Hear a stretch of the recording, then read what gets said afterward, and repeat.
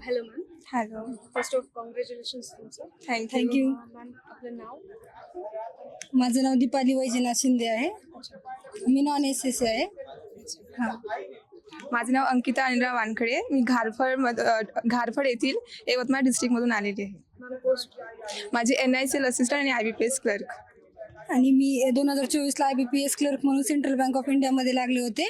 यावर्षी मी IBPS PO bank of बडोदामध्ये सिलेक्शन झालं आहे. नॉन SSC म्हणाला तुम्ही. हां. तर मग SSC बद्दल कशी माहिती मिळाली तुम्हाला? म्हणजे आम्ही 2023 म्हणजे आम्ही जून 2022 पासून प्रिपरेशन चालू केलं होतं आणि आम्ही दोघी एकाच लॅबला होतो. पण आम्हाला असं जेव्हा 1 वर्षभर प्री दिलं तेव्हा आम्हाला एक कुठेतरी जाणवलं की आम्हाला एका मेंटॉरची गरज आहे. आणि त्याच्यानंतर आम्हाला रुपेश सरांबद्दल माहिती झाली.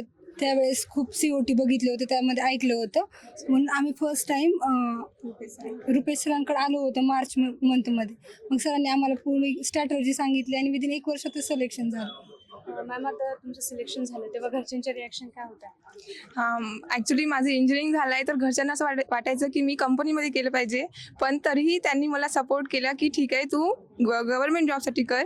तर त्यांनी मला 3 वर्ष एवढा सपोर्ट केलेला की आता त्यांना असं वाटतं की त्यांनी जी मेहनत घेतली होती माझ्यासाठी ती पूर्ण झालेली आणि त्यांना खूप जास्त आनंद झालेला आहे माझं सिलेक्शन झालं त्यामुळे. अच्छा मॅम, कधी असं झालंय का दोघींसोबत किंवा की मुलगी आहे बाबा, तुम्ही शिकायला नाही पाहिजे किंवा लग्न करून दिलं पाहिजे असं नातेवाईक म्हणतात, असं कधी झालंय का? हो, असं जेव्हा म्हणजे 2 अटेम्प्टमध्ये माझे जेव्हा एक्झाम निघाले नव्हते तेव्हा सगळे रिलेटिव्ह म्हणत होते की आता एज होत आली मुलीची, लग्न कर. आणि मी खूप छोट्या गावातून आलेली आहे, तर तिथे असंच असतं की मुलींचं लग्न 20-21 मध्ये करून देतं. बट तरी माझ्या बाबांनी मला कंपनीमध्ये जॉब लागून सुद्धा म्हटलं की नाही, तू गव्हर्नमेंटसाठी कर.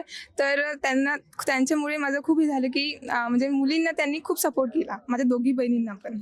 म्हणजे माझ्या पप्पांचं असं होतं ना, मी जरी निगेटिव्ह झाले ना तरी ते पॉझिटिव्ह करायचे. मला फार झाशीची राणी, अहिल्याबाई होळकर यांच्यासाठी उदाहरण. असं लग्नाचा तर कधी विचारच केला नाही. ते मला म्हणायचे सिलेक्शन झाल्याशिवाय लग्नच नाही, आम्ही तुझ्यावर एवढा खर्च करतो, एवढी मेहनत करतो.